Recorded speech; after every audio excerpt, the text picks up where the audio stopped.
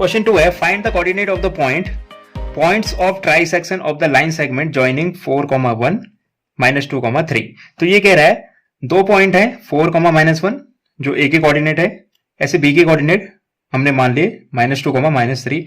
तो ए से बी लेके बी तक जो लाइन सेगमेंट ज्वाइन होगा, ए और बी को मिलाओगे एक लाइन सेगमेंट बनेगा। इसको डिवाइड करने वाले उन पॉइंट्स के क्या ढूंढने हैं आपको, कोऑर्डिनेट ढूंढने हैं। वो पॉइंट है कौन से, वो पॉइंट है ट्राइसेक्शन वाले पॉइंट। ट्राइसेक्शन जैसे बाइसेक्शन मतलब क्या होता है, बाइसेक्ट करना मतलब क्या होता है, दो इक्वल हिस्से करना। तो ट्राइसेक्ट करना मतलब 3 इक्वल हिस्से करना। तो ये ऑलरेडी एक लाइन सेगमेंट है, तो कितने पॉइंट चाहिए इसको ट्राइसेक्ट करने के लिए, 2 पॉइंट चाहिए। पी और क्यू एज्यूम कर लिए, पी की जो कोऑर्डिनेट होंगे वो x1 और y1 और क्यू के जो वैल्यू कोऑर्डिनेट होंगे वो x2, y2। ट्राइसेक्शन मतलब 3 इक्वल हिस्से, ये जितना होगा उतना ही ये भी होगा और उतना ही ये भी होगा। जैसे बाइसेक्ट में 2 इक्वल हिस्से होते हैं, वैसे ट्राइसेक्ट में 3 इक्वल हिस्से होते हैं। तो यहां से जो इन्फॉर्मेशन मुझे गिवन है ऑलरेडी मैंने एज्यूम कर लिया, ये पॉइंट ए है और ये पॉइंट बी है, और जो 2 पॉइंट्स हमको ढूंढने हैं वो पी और क्यू हैं, जिनके कोऑर्डिनेट x1 y1 और x2 y2 हैं। तो अगर ये ट्राइसेक्ट कर रहे हैं तो इसका मतलब ये हिस्सा AP is equal to PQ is equal to QP। जैसे बाइसेक्ट में 2 इक्वल हिस्से होते हैं, वैसे ही ट्राइसेक्ट में 3 इक्वल हिस्से होते हैं। तो ट्राइसेक्शन करने वाले उन पॉइंट्स के कोऑर्डिनेट ढूंढोगे। ट्राइसेक्ट करने के लिए मुझे 2 पॉइंट्स की जरूरत होगी, ऑलरेडी 2 है, 2 पॉइंट्स की जरूरत होगी। तो मुझे x1 y1 और x2 y2 की वैल्यू फाइंड आउट करनी है। तो हम सेक्शन फॉर्मूले का इस्तेमाल करेंगे। पहले किन 2 पॉइंट्स के लिए, ये तो अननोन है और ये भी अननोन है, तो इन दोनों पॉइंट्स के लिए हम क्या करेंगे, सेक्शन फॉर्मूले का इस्तेमाल करेंगे। हमारे पास x1 y1 x2 y2 की वैल्यू तो गिवन है, जो फॉर्मूले में x2 y2 होता है, ठीक है, ये वैल्यू नहीं, जो फॉर्मूले में x2 y2 होता है वो वैल्यू गिवन है। लेकिन प्रॉब्लम क्या है, प्रॉब्लम ये है हमें m1 और m2 की वैल्यू गिवन नहीं है, ठीक है। तो m1 और m2 की वैल्यू कैसे फाइंड आउट की जाएगी, हमें एज्यूम कर लेते हैं, इतना मान लेते हैं कि यहां से यहां तक कितना है, 30 है, ठीक है। a से लेके b तक की डिस्टेंस कितनी है, 30 है, ठीक है। तो 30 होगी, तो यहां से यहां तक का हिस्सा कितना होगा, 10, और यहां से क्योंकि 3 इक्वल हिस्से बन रहे हैं ना, ट्राइसेक्ट हो रहा है, तो यहां से यहां तक 10, यहां से यहां तक भी 10 और यहां से यहां तक भी 10। अभी कितना है उससे कोई फर्क नहीं पड़ता, 10 10 10 तीनों हो गए, तो टोटल हो गया 30। अब मुझे क्या निकालना है, रेशियो निकालना है। मुझे क्या रेशियो चाहिए, पहले मैं अगर ये पॉइंट ढूंढ रहा हूं, अगर मैं ये इस पॉइंट के कोऑर्डिनेट ढूंढ रहा हूं, तो मुझे क्या चाहिए, यहां से लेके यहां तक और यहां से लेके यहां तक। तो यहां से लेके यहां तक कितना है, रेशियो निकालने के लिए 10, और यहां से लेके यहां तक कितना हो जाएगा, अपॉन में यहां से यहां 10 और ये भी आगे 10 यानी 20। तो रेशियो क्या बना, 10/20। तो रेशियो बनेगा मेरा 0 से 0 कैंसिल आउट हो जाएगा, 1:2। क्लियर है, इतना हिस्सा लिया।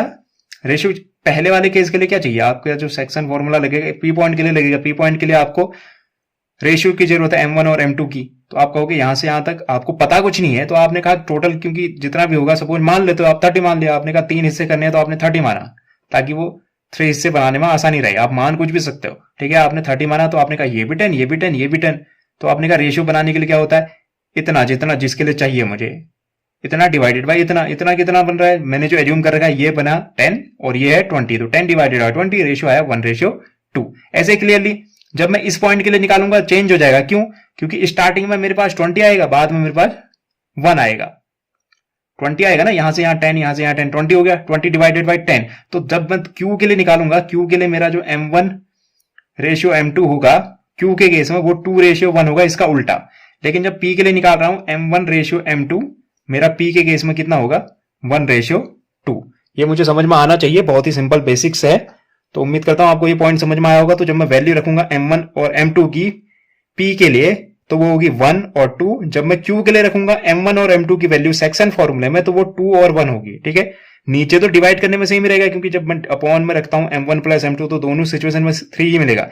लेकिन जब मैं ऊपर मल्टीप्लाई करता हूं, तो दोनों सिचुएशन में ये चेंज हो जाएगा। ट्राइसेक्शन वाला कॉन्सेप्ट हमें समझ में आना चाहिए, और रेशियो कैसे निकाला जाता है ये मुझे समझ में आना चाहिए। फिलहाल मैंने रेशियो निकाल के दिखा दिया आपको।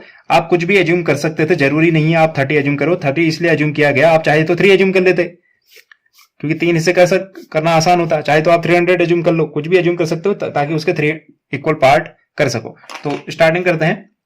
पहले किस पॉइंट के लिए, पहले हम पी पॉइंट के लिए। पी पॉइंट के लिए हमें क्या चाहिए, ए और बी, ठीक है। ए और बी के कोऑर्डिनेट साथ में p के कोऑर्डिनेट, यानी मैं x1 और y1 ढूंढने की कोशिश कर रहा हूं।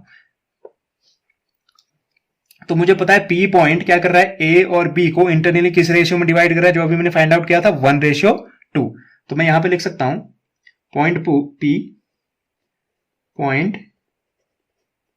p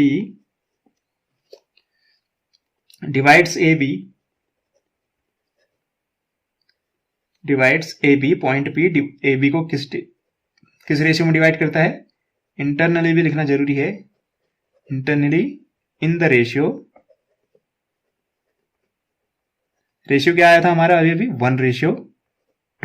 ठीक है, तो सिंपली सेक्शन फॉर्मूले का इस्तेमाल कर देते हैं। सेक्शन फॉर्मूले में x की वैल्यू क्या होती है, x इक्वल टू, वहां x इसलिए लिखते हैं क्योंकि हम जो पॉइंट मानते हैं उसके कोऑर्डिनेट x, y होते हैं। यहां पे मैं जिसके कोऑर्डिनेट निकालना चाह रहा हूं वो क्या है, पॉइंट p के कोऑर्डिनेट मैंने x1 और y1 माने हैं, तो यहां पे जो वैल्यू आएगी वो x1 की आएगी। तो फॉर्मूला मेरा सिंपली होता है m1x2। ठीक है, m1 क्या है 1 और x2 कितना है मेरा, x2 b की कोऑर्डिनेट देखो x2, ये x1 या x1 y1 x2 y2। ठीक है, इनकी बात नहीं हो रही है, वो इत्तेफाक से नेम सेम हो रहे हैं लेकिन फॉर्मूले के अकॉर्डिंग। ठीक है, b के कोऑर्डिनेट -2 प्लस सेक्शन फॉर्मूले में फिर m2 कितना है 2 और मल्टीप्लाई करते हैं इसको x1 से, यहां पे x1 की वैल्यू बन रही है 4 और दोनों रेशियो क्या हो जाते हैं, ऐड हो जाते हैं, 1:1 + 2 हो जाएगा नीचे। तो इसको कैलकुलेट कर देते हैं, 2 से मल्टीप्लाई करेंगे 1 को तो -2 का -2, 4 2 जा 8 हो जाएगा, नीचे बन जाएगा कितना 3, 8 में से 2 माइनस करोगे सिंपली आ जाएगा 6/3 और जो फाइनली रिजल्ट देगा मुझे 2।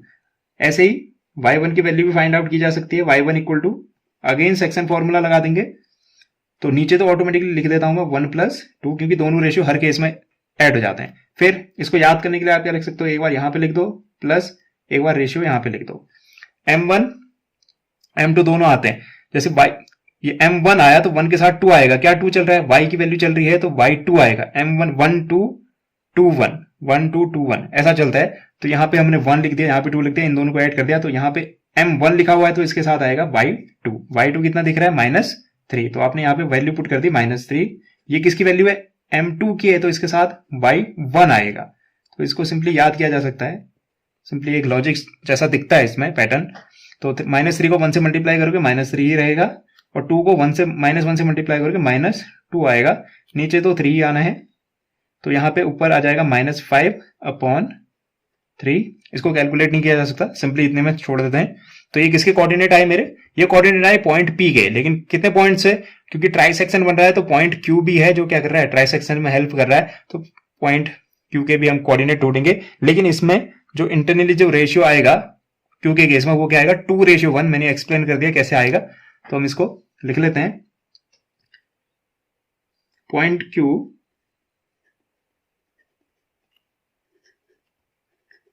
डिवाइड्स किसे, अगेन AB को ही डिवाइड कर रहा है, इंटरनली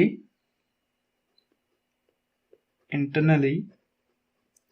द रेशियो क्या आएगा इसके केस में उल्टा हो जाएगा ऑटोमेटिकली 2:1। एक्सप्लेन कर चुका हूं कैसे आया था 2:1। तो यहां पे x2 की वैल्यू, सेक्शन फॉर्मूला लगाएंगे, x2 की वैल्यू क्या आएगी, सिंपली आपको क्या लिखना है मैं आपको करके दिखाता हूं फिर से। आप नीचे क्या करो, m1 और m2, इस केस में m1 और m2 ये हैं, तो इनको सीधे पहले तो अपॉन में ऐड कर दो, 2 + 1। अब 2 को लिख दो यहां, प्लस लगाओ और 1 को लिख दो यहां। ठीक है, अब ये क्या है, m1 है, m1 के साथ 1 है तो 2 आएगा, 2 क्या x चल रहा है तो x2, ये 2 नहीं है, यहां पे जो b के जो कोऑर्डिनेट है, b के कोऑर्डिनेट में x की वैल्यू क्या है -2, तो मल्टीप्लाई कर दो -2 के साथ, ये क्या है m2 की वैल्यू है तो इसके साथ x1 आएगा, तो यानी a का x वाला पार्ट यानी 4, इसको मल्टीप्लाई कर दो 4 के साथ, कैलकुलेट कर दो 2 2 जा 4 तो -4, 4 1 जा 4, नीचे आ जाएगा 3, कैलकुलेट करने की जरूरत नहीं है, सीधे सीधे क्या बन जा रहा है रिजल्ट 0, 4 - 4 0 हो जाएगा, जीरो अपॉन समथिंग जीरो होता है। y2 की वैल्यू कैसे निकलेगी यहाँ, ये y2 फॉर्मूले वाला नहीं है, ये p के कोऑर्डिनेट्स हैं, तो इसको सिंपली वैसे ही नीचे 2 + 1, इस 2 को इधर भेज दो, बीच में +1। अब सिंपली यहां पे क्या था, m1 है, ये m1 है, तो इसके साथ क्या आएगा y2, तो y2 कितना है -3, या फिर सिंपली ऊपर से भी देख सकते हो आप, मल्टीप्लाई -1 कर दो सीधे, ज्यादा कॉम्प्लिकेटेड नहीं है ये। तो 3 × 2 = 6 -6 और -1 आ रहा था, ये इसको ऐसे लिख देते हैं, अपॉन में था 3, तो ये बन जाएगा -7/3। तो फाइनली जो कोऑर्डिनेट्स आएंगे वो होंगे, p के कोऑर्डिनेट क्या होंगे, p के कोऑर्डिनेट क्या आया था 2, और x1 की वैल्यू थी 2 और y1 की वैल्यू थी -5/3। तो जो p के कोऑर्डिनेट होंगे वो होंगे 2, -5/3, एंड q के कोऑर्डिनेट होंगे, जो ट्राई सेक्शन में हेल्प कर रहा है, क्या आया था 0 एंड -7/3। उम्मीद करता हूं आपको ये एक्सप्लेनेशन पसंद आया होगा और समझ भी आया होगा। Thank you and have a nice day.